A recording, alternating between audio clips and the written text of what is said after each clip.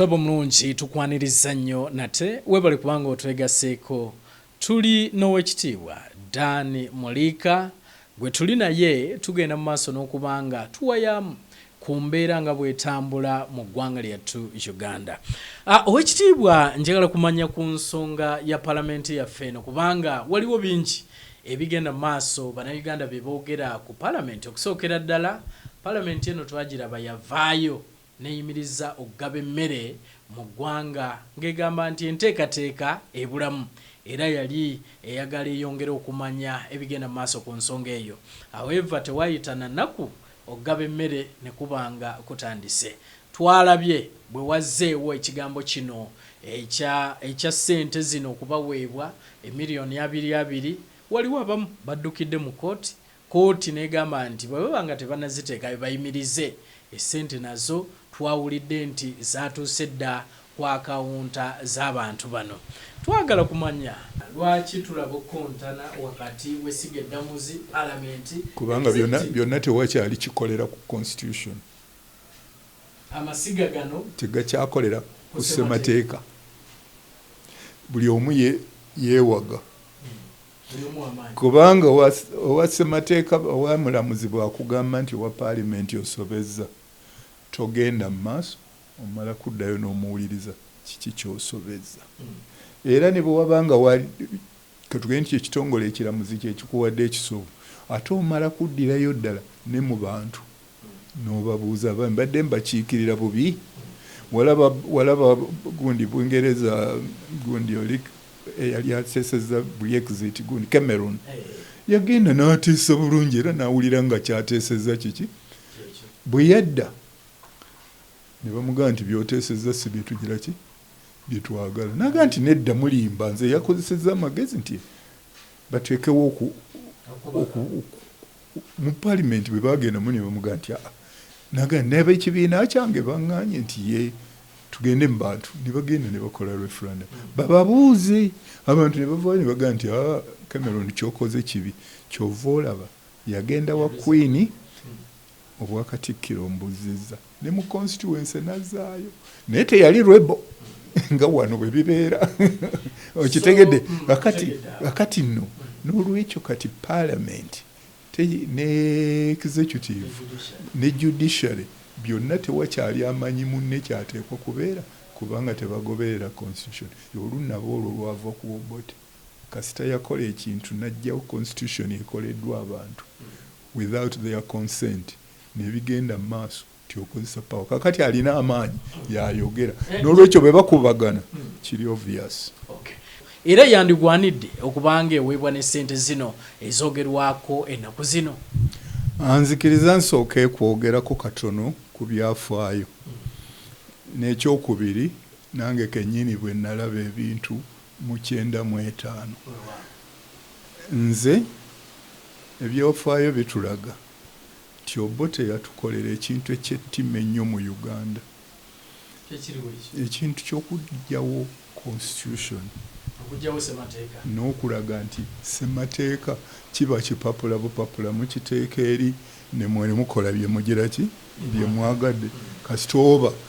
ng'oli mu buyinza ate nga n'emmundu weeri olina n'ogwonoodduumira muliiko oba ategeera oba tategeera gwonga nti okuba ng'akuba kati n'ekyo kakati bulijjo kye tuyita gavumenti erina amasiga 3. Amasiga ago gali bwe gati tuli miliyoni 40 n'omusobyo simanyi oba ddala ffe naye bye batugamba nti tuwera ze sibalangako ku bantu bwe tuba tuwera nga Uganda eno yaffe tunoonya engeri gye tunaakulemberwamu kyetuva tukola ssemateeka anaatufuganga agate Omuganda Omutesa Omukyoli Omukalamoja n'ebirala bwe tumala okumukola tumusuubira tamenyebwa teri yalina buyinza kumumenya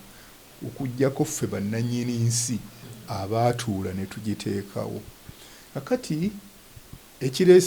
ekibeeseesa amasiga aga 3 nti okimanyi ne bwe muba mu nnyumba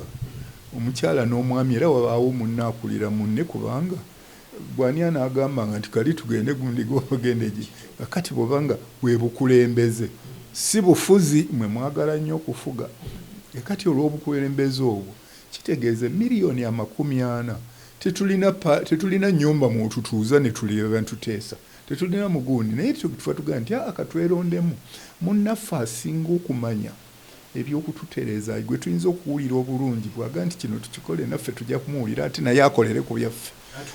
bwe mumala okuteekawo semateeka mwana akolera ne mulonda oyo abakulembera nga wano mu Uganda tumuyita president ye head of state bw'omala okumulonda n'omuganda naye omuntu omu ayinza okubanga buli kimu akimanyi kyova omuganda nti ebyenjigiriza funayo omuntu ebyabulamu ebyaki beebo baminisita gye tuyita cabinet executive era mu nteekateeka ya constitution basuubirwa kukolera wamu kyenavudde ga nti bwe natunuulira ku address ng'ate baminisita be babuuza pulezidenti waffe mu maaso gaffe ekyo kikulaga constitution tekola ekyokubiri parliament bwe tumala okulonda executive mubawadde n'obuyinza nti bwe tuba tulina ne siringi 10 be bazitemaatema engeri gye zinaakolamu naye abaffe 10 be baliddira 8 ne bakissa mu nsawo zaabwe ne baleekawo 2 gokka ani alibagambako oba ekirala bwe walijjawo ekirala nga mu kifo ky'okufuna nga10 twetaaga tufune miliyoni ani alibawo amagezi ago neki kyetuva tulonda ne tugaa nti nno ffenna tetujja mu parliament kuba buli omu ku ffe memba wa parliament abantu abasinga wano tebakimanyi nti buli muntu mu Uganda n'anaazaalibwa ekiro kyaleero ajja kuba memba waki wa parliament ni lwakubanga tetulina nnyumba erituteesa miliyoni ati twogere ne speaker tolaba bwali controllinga miliyoni 4 kyetuva tugaa nti buli kitundu bwe kiweza abantu 300 oba bwekiti kirondengayo omubaka atya ne tubalonda agenda okukiikirira ekiki ekitundu ekyo naye nno bwe tumala okubalonda ne bagenda mu parliament twerabira nti bali okusobola omuntu okusobola okulondebwa mu kitundu kino kyova olaba baba n'ebirowoozo kyekibakozesa ebibiina by'obufuzi abalowooza nti Uganda weeyimiridde tuteekwa kusooka kulabirira malwaliro ne beeyita kantu ali kyokulabira kabo beeyise baddipi omulala naga nti atusooka byanfuna ne yeeyita NRM omulala naga nti tusooka kino kakati ebiri biba byayamba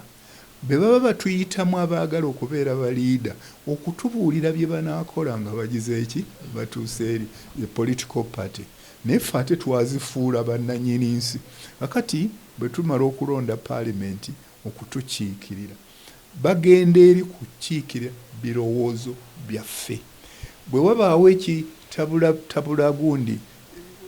executive eri gye tugambye president basobole okukigonjoola basobole n'okubagamba eyo mugenze walanya abantu okubwa emiggo nedda basobole okukola bwe bati kakati ekyo bw'omala okuddira parliament n'ogifuula kye bayita caucus kabondo anti nkulaze ebibiina by'obufuzi ekibiina ky'obufuzi kibeera ne ka caucus munda waakyo so si mu parliament kubanga wekabanga bwe katyo lwaki ate ffe tulonda bo ne batajja buzi nti fe ab'NRM twagenda twasindika babundi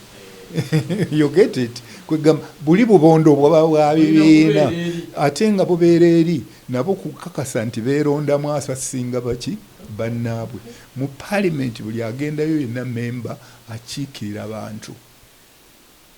era bw'otuuka muli buli lw'osanga ng'ekintu ky'okiikirira abakitundu ky'okiikirira tebakyagala ekibiina ky'obufuzi tekikufuga naye nno kakati ffe wano mu Uganda ekyo twakijjawo ne tugifuula caucus kakati bwefuuka caucus erina agikulira bantu booli kakati bw'osanga nti nga kati we tuli wano nti NRM yeesinza ababaka bo babajjamu n'okulowooza kubanga ebirowoozo mubifunira eri Kyankwanzi oba mu State House eno mutuulayo butuuzi wanti wulira ate olowooza bati era kyova owulira ngaakugamba ne bwe weebaka naye kasita okubanga akalulunga bwe nakulagidde sinze nabyogera mwabituusa byemmwe bamawulire mwabyogera ndibaabagaa nti bw'otuuka eri nga twakuwadde ekyokukola ekyankwanzi oba mu State House n'otokikola bw'oba musoba olina bakuyita na rebo weewuunye bakuyita omuyeekera simanyi oboyekerawo nga toli mu paalamenti ey'abantu kakati n'oli ne bwajja nga si kyekibiina ekyawangudde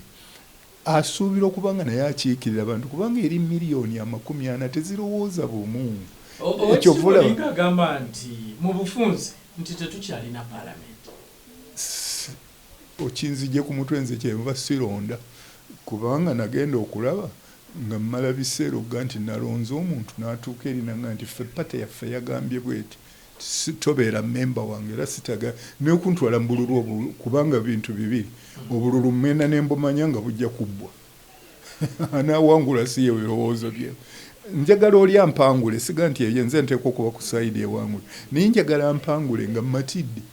nti bannabe bampangule naye ngenda nentunuulira electoral commission ebironginga to executive abasirikale babironga to executive abala obululu ku executive announcing we executive kati olwo nonayo kinze nkuleka bulesi n'ogenda muki mu maaso naye abasinga muga nti mugira kakati ekyo lwaki njagadde okukinnyonnyola bwenti abantu bategeere nti gye tulina si paalamenti si bakiise b'abantu wabula babubondo bwabwe obw'ebibiina byaki byobufuzi baneneŋŋanira muli wabula be bakkirizibwa babawo okulya bayinza okukkiriziganya buli omu n'alya n'asika era ndowooza kyekiri mu ddiiro kyogenda okumbuuza ekyagundi kati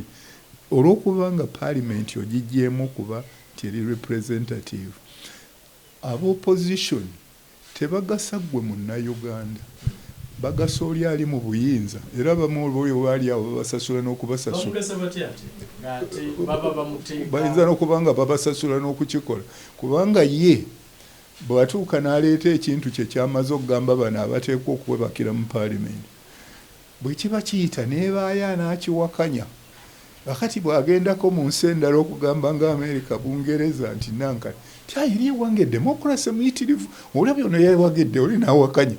nga n'abazungu baga nti tukwongere ssente kubanga oli mu bikulembeze muki naye ggwe munnayuganda tofunyeemu kubanga ekirowoozo ekyabadde oba oliawo kyaleeteddwa nawo opposition nga kyekirungi okusinga nakiri tekyawuliddwa ekyo kitegedde akati paalamenti wetuukaawo ekiteesaawo ekitongole ekirala ekigasa paalamenti kitongole ekiramuzi nti kiri representative abo bakolagana nnyo ne gundi ne executive bibagira naye baagenda ne bamanya nti waliwo ebyetaaga ebintu ebimu obukugu obw'enjawulo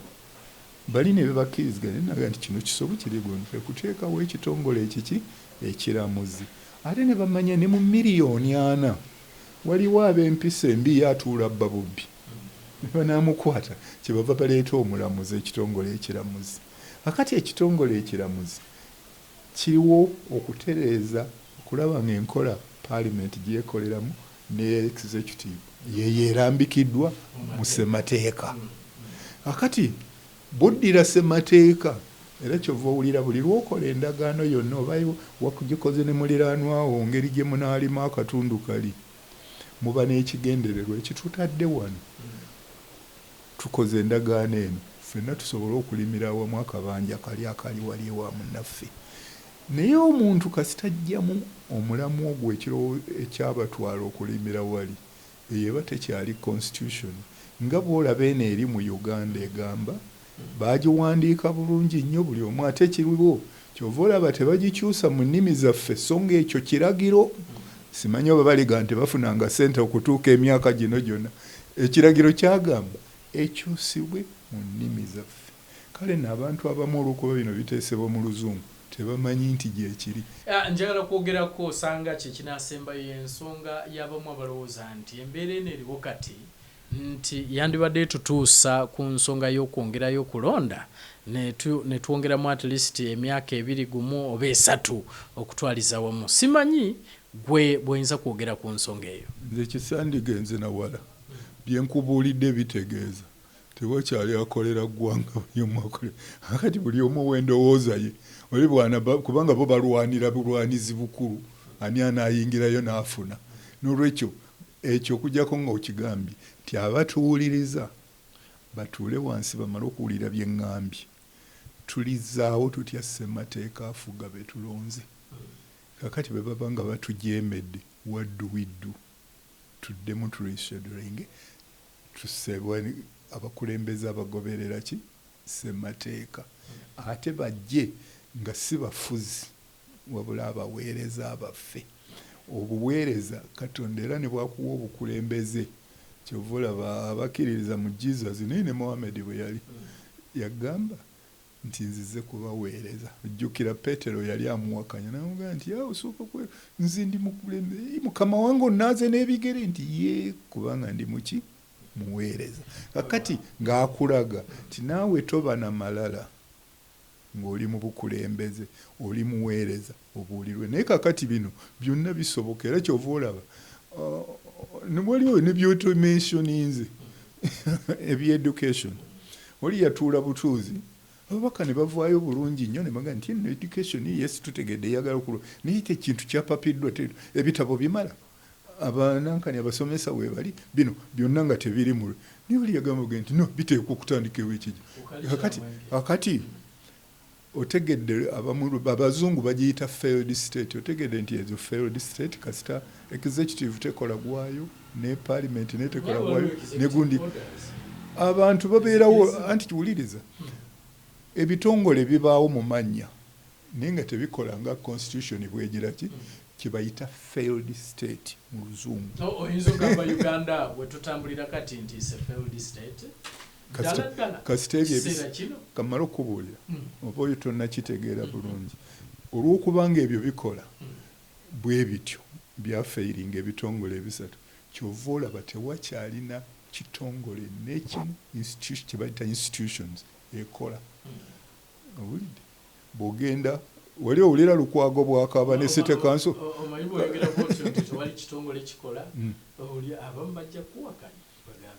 nze sifaayo kumpakanya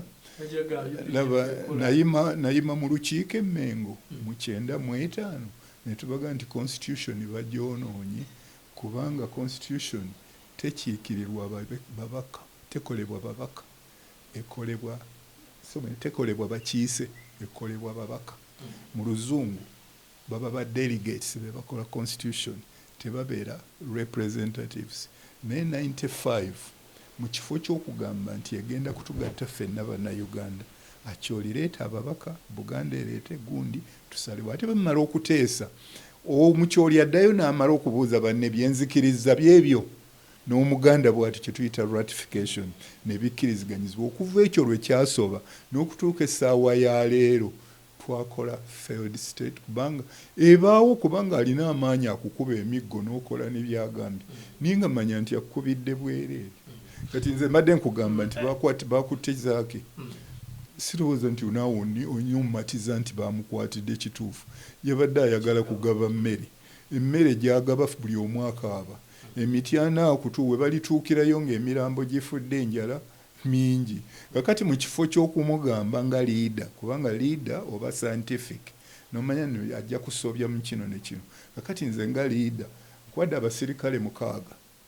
be bajja okusimbisa n'emmere bw'onoogigaba bagisupervise ate ogenda kumussa mu kkomera owekitiibwa nga tumbawumba bino byogera bwoti is a failed state bwe wali Mengo ng'oli Katikkiro n'ovaayo n'ogamba nti ssemateeka bagityobodde ebintu ebifaanana bwe bityo bino si ensonga lwaki abamu bamuvaayo ne bagamba nti owekitiibwa ono yalina lukalala y'ensonga lwaki n'obwakatikkiro bwete bwawangaala nze ekyo kinkyagala tekinnuma kubanga amazima bw'ogogera bwe banjogerera ekyo mwe bamawulire lwaki balwanira mu parliament obanga constitution yebagasa owulidde nze ebyange byenjogedde byekoze byokka kakati Lukwago akaaba kiki ekiganyo ekimukaabya kubanga constitution yasaawo meya negundi naye ate talina buyinza bwateekwa kugira ki kukoleramu ab'amagye bakuba abantu emiggo constitution yebalagira owulidde kakati kiki education system bagitandise naye tonnawulirayo agamba nti ewaabwe teriyo nabasomesa be basomesa biri owekitiibwa nja kuddira osanga twongere okubanga tuwayamu naddala ku byemmengo ebyo n'embeera nga bwe yali okutwaliza wamu ng'okyali Katikkiro wa Buganda njagala okwebaza ssebo we bali kwogerako eri bannayuganda naddala ku mbeera eno egenda mu maaso mu ggwanga lyattu Uganda. Nange weebale kumbuuza nakunzijjira n'ombuuza simanyi oba beetegeerekese nyinza okuba nga simanyi kubinnyonnyola naye nze mmanyi ti byenjogera biba bituufu ate sirina gwempalana siwalana mukulembeze bw'akola ekirungi musiima nawawulidde wano nga neebaza pulezidenti byakoze ate bw'oba nga nina idea gye nanditaddemu kye nandyagadde kugireeta ewulirwe n'omulala agisunsule naye no kakati kye mbaddeyo okukubuulira kye mmaliddeko naddala gwe ng'ombuuza kasita executive teba na collective responsibility Parliament nesuula obuvunaanyizibwa bw'okuba nga ekiikirira abantu n'ekiikirira bubiina buba bubondo bwabwe n'osanga nga judiciary naye ekolera ate ku biragiro ebiva awalala nga bwe walaba bajjamu ere gundi naye temanya nti yo baagiteekawo judiciary kutubalansinga teri kitongole kigenda kubanga kikola bw'onoogenda ogende okole research odde wano ombuulire ogende mu makomero obuuze bajjaga nti abantu bangi tetukyalina bino waliwo gundi kubanga tewaliiwo gavumenti ekolera wamu n'olwekyo kye tuyita failed state. Weewaawo ate omulungi saagala kusukka waawo njagala okwebaza okuba nti osobodde okuba nga otulaba kankwagalize ekiseera ekirungi beera bulungi weeraba.